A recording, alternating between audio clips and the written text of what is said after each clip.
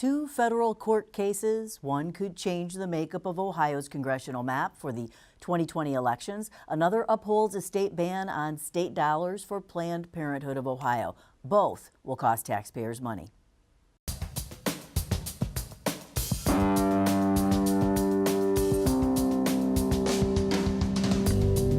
Joining us on Columbus on the Record this week, Laura Bischoff, State House reporter for the Dayton Daily News. Jim Siegel, State House reporter for the Columbus Dispatch. Shannon Jones, former Republican state senator. And Charlita Tavares, former Democratic state senator. Testimony ended this week in a federal lawsuit that claims Ohio's Republican-drawn congressional districts resulted in unconstitutional gerrymandering, that is, drawing the lines to favor one party over another. A ruling is likely within a matter of weeks. Republicans have claimed that the current map with 12 Republican and 4 Democratic seats had bipartisan support. Democrats have disagreed. Secretary of State Frank LaRose has said the plaintiffs should wait for voter-approved Issue 1 to play out with new rules in 2021. So, Jim Siegel, what's the point of a lawsuit when a redraw using the new voter-approved process is just another year off? Well, I think the main goal is to reset the baseline. Right now, the baseline is the current map, and the concern among those who want to see a more fair map, a map that is much less partisan, is that majority Republicans will simply look at that map, make a few changes, make it slightly better, and say, well, here you go, this is a better map. And the concern is that that still will be a pretty partisan, pretty gerrymandered map. I think they believe that if they get the courts to force a redraw, then they can start off from a map that is potentially fairer in terms of whether there's districts out there that aren't drawn, purely to make sure that 12 and 4 are who win every time, and that it could ultimately result in a better process to redraw the districts starting in 2021. Whichever way it goes is an appeal probable. Shannon Jones? I mean, look, I don't know if they'll appeal it or not, but it seems to me that the voter-approved process is right around the corner. A new census is right around the corner. And, we're going to see that play out at a very specific date without any of the litigation. So, I mean, perhaps it's a distinction without a difference. I think it's interesting, this whole gerrymandering. The voter-approved process is supposed to bring more bipartisanship to it, but I'm not convinced that it's really going to, erase the hyper-partisanship that goes along with this process. And I think that the Republicans will still have the upper hand in the process. Yeah, Charlita Tavares. I totally agree. I think that certainly one person, one vote, and a democracy is what we all want. If we don't believe, and I think the ACLU and the League of Women Voters is very clear, they don't believe the voters' voices are being heard in the way the maps are drawn today, why would we procrastinate and wait for the census when people's voices aren't heard today? So, I agree with the lawsuit that, yes, we have a gerrymandered map today. The sooner we get that addressed, the better for everyone, and more people will participate when they believe that their vote counts. Drawing these maps, though, takes months, doesn't it, Jim Siegel? Well, it just depends on what you're trying to do. You could draw one of these maps in a week or two, and you could use certain formulas, and they could spit you out a map that would be perfectly reasonable. But the problem is that when you start taking into all the factors of, well, who's the current congressman? Who wants to be congressman next? How Republican is this district? How Democratic? Where are people moving to in the district or in the state?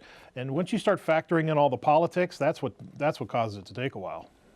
And Laura Bishop, you're saying this, you're not sure that with the hyperpartisanship at hand now that it'll make any difference. How long do you think it would be, even if, let's say, we went with Issue 1 and started that process, how long would it be before we would see it manifest in any meaningful way, any change? Yeah, I think it's going to take a while, several years, before we actually see, a shifting and changing of the maps to be more balanced in terms of, Ohio is still a fairly purple balanced state. but a 12-4 representation in Congress doesn't really show that. And I just think it's going to take a long time for this new process to kind of take a foothold. And what about this claim by the Republicans that there was bipartisan input on this map? I don't remember that. Yeah, they said that, well, the Democrats, they consulted with them. There were some behind closed doors meetings. And when people are interested in protecting their own congressional district, and certainly Congress was weighing in on this, and then you have some, I know that they've highlighted the NAACP. There was a chapter person that stepped forward to say that this congressional map was okay. And so there are always going to be some people that agree, but are they speaking for the Democrats as a whole? Absolutely not. Well, the process is in and of itself, it's a political process. Right. So there's not going to be any methodology that's going to remove politics from it. I mean, in the last redistricting, we lost one Republican and one Democrat member of Congress. And so, that should be something that we look at as well. And so, shouldn't the state consider the longevity of the people who've been in Congress, given that they have a very specific tenure system, and that in order to bring more influence back on behalf of the state, you need to consider those things. I mean, so I'm not necessarily for this plan or that plan or another plan. I just think it's foolhardy to expect any plan is going to be void of politics. Well, that's absolutely true. But there is a big gap between void of politics and I think the map we have now. I mean, I think that's what a lot of the people who want change would argue, is that there's a lot of room there to make this map more fair. For example, Franklin County does not need to be broken up into 3 districts. The only reason it's broken up into 3 districts is so that we can make 2 Republican districts surrounded by Joyce Beatty's very, very Democratic seat. And that helps the Republicans because they were able to concentrate all those Democratic voters into Joyce Beatty's seat. I look at my own, where I live out there in Gahanna. I mean, there's literally like a line drawn to kind of circle my neighborhood on the very east side of the district. And it's surrounded by otherwise by what's now Troy Balderson's seat. But yeah, I mean, those are the kind of decisions that are made. And so yeah, there is some. I think there is a way to do this that's more fair, but it doesn't necessarily, certainly doesn't mean you're going to get an 8-8 map or anything of that, or whatever the numbers are next time. Republicans are very likely to still control a majority of the seats. Okay, a federal appeals court this week upheld an Ohio law that cuts off state dollars to Planned Parenthood of Ohio because it offers abortion services or refers women to clinics that perform abortions. The ruling would slash $1.5 million to Planned Parenthood, even though the funds were intended only for health programs, not abortions. Shirlita Tavares, the ruling states that because the funding was intended for health care and not abortions, women's access to abortions would not be affected. What's the upshot here for Planned Parenthood of Ohio? Well, I think the position that Planned Parenthood of Ohio should be taking is to really look at the decision and determine whether they're going to appeal. First of all, the Planned Parenthood of Ohio, as with all Planned Parenthoods throughout the nation, provide more than abortion services. They provide comprehensive women's health, children's health, and certainly they are helping us, those of us who are in the healthcare field, of addressing STIs, STDs, HIV and AIDS, and other healthcare issues, cervical cancer and the like. So not having as many partners in the state of Ohio, because the likelihood is if these funds are cut, that some of the satellite offices may go under, which means care will not be provided throughout the state of Ohio.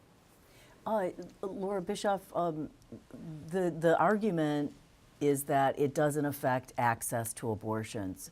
They didn't apparently successfully argue what Shirlita Tavares just said, that it would affect satellite offices that don't provide abortions. Right. The question is whether or not it places an undue burden on women's access to abortion, and the court said it did not, and that this was sort of a separate issue. It was these healthcare funds, and that the state has the right to allocate its funds as it sees fit, rather than. So it's interesting. You know, there was a lot of abortion politics flying around the State House this week because the heartbeat bill also passed the Ohio Senate. And I just don't think that this is the end of the discussion and the debate on this topic. Does the federal court, the idea that it's a federal court, have ramifications nationwide then? Are other, Planned Parenthoods across the country looking at this, or maybe other state legislatures? Well, sure. I mean, I think that anytime you have an appeals court ruling, that it has an impact in that district and then potentially beyond. Yeah. And again, this is another thing that the state is arguing in court. This is when I said at the beginning of the story that it would cost taxpayers money, both of these federal cases in these federal courts. It costs taxpayers money because state lawyers are arguing it, right, Jim Siegel? Oh, absolutely. And they're going to have to defend the heartbeat bill as soon as it gets to Governor DeWine's desk and he signs it. So yeah, that's there's no doubt. But look, those who support the end of abortion rights and they believe it's worth the cost, and so that's where we are. You know what I thought was an interesting development during the Senate debate on the heartbeat bill is that Nikki Antonio, a Democrat from the Cleveland area, said that she thought that there should be more work done on issues like comprehensive sex education and making that available to all kids in K-12 as a means of reducing the number of unintended pregnancies and the number of abortions. And Dave Burke, who is a Republican from Marysville, pledged to work on that issue with him. And that's the first time I've heard that kind of bipartisan approach to that.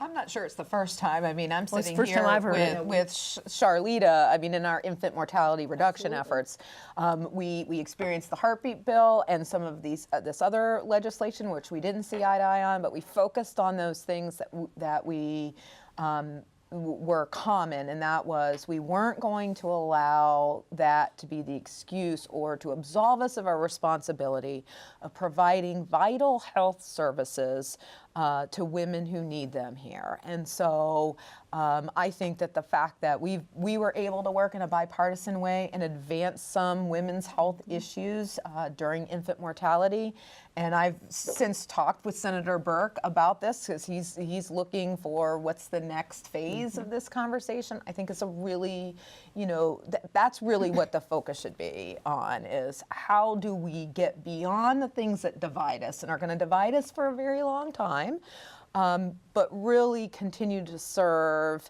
the people in the state that we're trying to serve. And one of those common issues that we worked on was the LARCs, the long-acting reversible contraceptives, because we want women to have healthy births and to plan those births so that the spacing is appropriate so that they can have a healthy birth. And so there are some things that we can work on.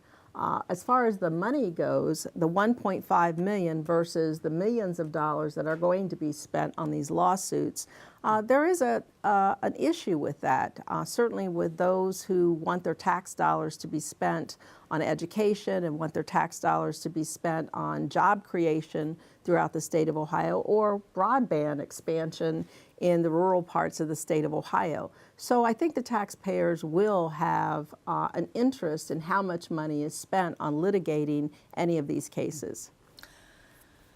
Moving on to another money issue, Governor Mike DeWine, in his transportation budget, asked state lawmakers for what he called a minimalist 18-cent per gallon gas tax hike, enough only to maintain and repair Ohio roads and bridges. House Republicans responded with a proposed 10.7 per gallon increase and some other revenue changes. State Transportation Director Jack Marchbanks called the proposal a step in the right direction that nevertheless falls short. We're telling folks that 10.7 cents will get us pretty much a maintenance program for the next several years, but it will not allow us to address 150 hot spots in terms of high crashes. It will not allow us to spend one dime on critical improvements to our existing interstates and U.S. highways. So will 10.7 cents allow us to maintain the system as it is? In fact, move it toward a better condition? Yes. Is it all we need? No. Senate Republicans have warned that they will recommend an even lower amount and only if it is offset with an income tax cut. Shannon Jones, what are the risks associated with kind of conflating revenue in one kind of budget and spending in another? How does that work? Yeah, I mean, look, I understand philosophically what the Senate Republicans are saying, and they're saying is, look, from a taxpayer standpoint, you know, they're paying for it one way or the other, whether it's through gas tax or through sales tax and income tax that funds our general revenue funds. So I understand that philosophy, but you know, the problem is when you're saying, okay, to offset that, we're not going to impact the fee that's being collected to pay over here. We're going to cut other programs and services that are non-transportation related in order to fund transportation. It's a slippery slope. Yeah, I mean, is it done, Jim Siegel, anywhere? Well, I don't know about anywhere. I can't, but sure it isn't done here. No, this is a curious proposal, and I get it. It's completely philosophical and completely political. It's all about optics and whether you, at the end of the day, can say whether you raise taxes or not. For some Republicans, that is just a really big deal to say at the end of the day, I didn't raise taxes. But really, instead of doing it, this would be a very complicated way of doing what. If they want to do it this way, all they would have to do is just say, well, we're just going to start pouring GRF money, General Revenue Fund money, into the transportation construction program. And that's just an easier way to do it rather than raising taxes here and lowering them there. Well, there is a surplus. If you're ultimately going to just reduce what's in the General Revenue Fund, then you might as well just shovel it over and to the other budget and be done with it. Particularly if we're asking our residents of our state to use their money for what is needed, and what is needed is on the health and safety side. Those increased crashes and the bridges that are in disrepair. We've got some of the worst bridges in the country. And so I'm sure the taxpayer would want us to spend our dollars on safety initiatives to protect themselves and their families. Also, some of the potholes and the roads in disrepair, it just ends up costing you more money in your maintenance, you know, having your front end realigned or, you know, fixing your flat tire, what have you. You know, I think there's a risk for the politicos in that, you know, if they raise it 10.7 cents or 5 cents or whatever it comes up is, they're going to take the hit for raising the gas tax, right? People are going to be mad about that, but then they still won't have enough money to fix the roads.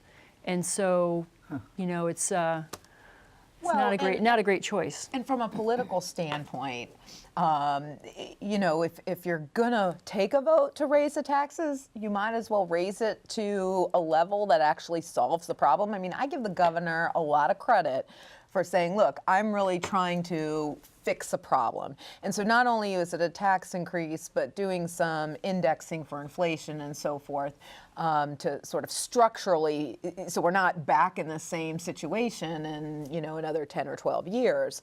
So you know, if I were a policymaker, you know, I would say, okay, if I've established that there's a need there, then let's find a level that makes sense and structurally fix it. Because if somebody's going to attack me for raising taxes, nobody's going to. It's a distinction without a difference. Is it 10 cents or is it 18 cents? I'm not sure. Well, I think some of the debate is kind of framed around how big is the problem. Yeah. You know, I think ODOT and the DeWine administration says it's, you know, we need 18 cents, we need this much money raised, and I think the House is like, well, I'm not sure that it's really that big. Let's go with something a little smaller. Right. And I think the Senate is going to take another crack at it as well. But 2 years ago, the Senate, because I sat on the Transportation, Commerce, and Workforce Committee, 2 years ago, the Commission's own report said we needed over $900 million at that point per year. And it's like, so if we need this money 2 years ago, what makes us believe that we don't need that amount or more in 2019? And I can tell you, Governor DeWine is not messing around with this. He is adamant that they need, you know, that we need to fix the problem. We are not, you know, we don't need to be messing around with 10 cents or 6 cents. We need to fix the full problem as he sees it.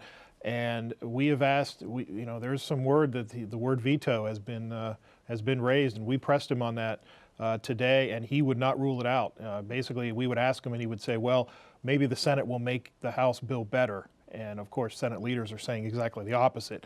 So, I mean, this could come down to a very nasty fight by the time it's all over. Governor Mike DeWine has now delayed a total of 4 executions scheduled through the summer, directing state prison officials to figure out a drug protocol that can pass legal muster. Until the state can carry out an execution without inflicting what a federal judge called senseless pain and needless suffering, DeWine said executions will cease. Senate President Larry Abhoff said this week he's willing to consider alternative execution methods. Laura Bischoff, this next phase could take years, and it still doesn't address growing concerns about wrongful prosecutions, putting innocent people to death. What are the chances Ohio has a change of heart about the death penalty in the meantime? I know it's a lot closer than it used to be. Well, it was interesting because I think in last month, the governor kind of gave less than a full-throated defense of the death penalty, which was surprising. I think that, the last time they came up with the 3-drug cocktail, it took like 3 years to come up with this protocol, and then it's been in litigation. So you're right, it could take several years. And the governor said he's not going to have an execution on his watch as long as there's a federal ruling that it doesn't meet constitutional muster. Is there a sense that there could be a change of heart, that the public appetite for the death penalty could wane? Well, it's interesting. Gallup poll shows that there's been a narrowing in terms of Americans have less support for the death penalty and more opposition to it, and that's been a trend for the last 2 decades. Right. And then this protocol thing, I mean, what kind of magic will they come up with that would replace what they've been doing? The big problem is the drug companies don't want their drugs used to kill people. Right, and the state apparently, based on some testimony, was going through the process of having the Department of Mental Health get the drugs so that the drug makers didn't know that it was being then picked up and driven over to the Department of Corrections to be used in putting someone to death. I mean, yeah, there are a whole host of issues still out there. That being a big one is that the drug companies don't want their drugs used this way. It's not because so much that the drug companies themselves are so altruistic or moral. We can point to lots of examples of how they are bad corporate citizens. But I think it does speak to where the public is, to your point, Laura, is that there is a change in view out there.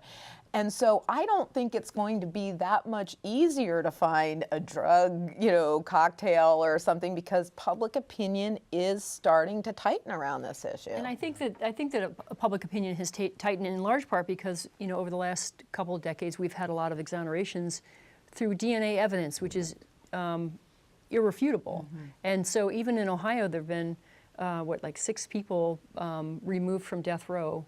And those are just the cases where DNA was tested. Where it was preserved Yeah. and available for testing, which Yeah. is a big issue. Politically, is it something that politicians can lead people on, that they can change their mind on, something like the death penalty? Look, I think that has to be part of the conversation. I mean, those of us who have been deeply pro-life our entire career, who also supported the death penalty, I think are really, many of us are having some, different kinds of thoughts as technology is changing, as DNA and so forth is becoming more apparent. At what cost can the state, especially as a conservative, should the state have a right to take a life? What is the standard by which we're going to allow the state to do that? And how sure are we about it? I think they'll lead that. And for those of us of color who disproportionately are on death row, because it's people of color and people without means, you won't see a billionaire or a millionaire on death row. So the disparities amongst those who are on death row and those who have been wrongly convicted should give everyone pause. Why should we take the ultimate and not be sure that that person is guilty? And there are a few Republicans who have changed their minds in the legislature. And as Laura said about Mike DeWine, we pressed him on that again today, asked him, and he said, well, I'm going to just not say any more about my position on the death penalty, but maybe you'll hear from me in the future. Okay, it's time for our final off-the-record parting shots, and we start with Charlita Tavares. Well, thank you, Laura, for giving me, or Ann, for giving me that opening. I'm going to make a prediction that the Lady Nubians of Afrocentric High School, which was in my Senate district, are going to win for the 4th time in 5 years the state championship in basketball for Division III. Let's see, Shannon Jones. Oh, see, I always do a sports prediction, and as a lifelong Bengals fan, I hate that as we're finishing up, or the preliminary to get to draft time, that I'm predicting that the Browns, this is going to be their year. So I'm predicting the Browns are going to have a phenomenal year. Okay. Let's see, Jim Siegel. Governor DeWine has rolled out his new 2-year operating budget. He did not touch the school funding formula, in fact left operating money frozen for every district, but then added about $300 million that is aimed directly at at-risk students to help them with mental health and other social services, the kind of wraparound services that a number of folks have been calling for years. They get these kids some help, and but the question will of course be, is it enough, and what is everyone going to think about it once the legislature gets done? And Laura, you've got about 20 seconds. Also in the budget is an effort to raise the tobacco purchase age to 21, up from 18, and that is something that Senator Jones has worked on in terms of impacting infant mortality rates. That's Columbus on the Record for this week. Please check us out online. We're on Facebook and Twitter. You can connect to all of that on our website at wosu.org/COTR. I'm Ann Fisher. Have a great week.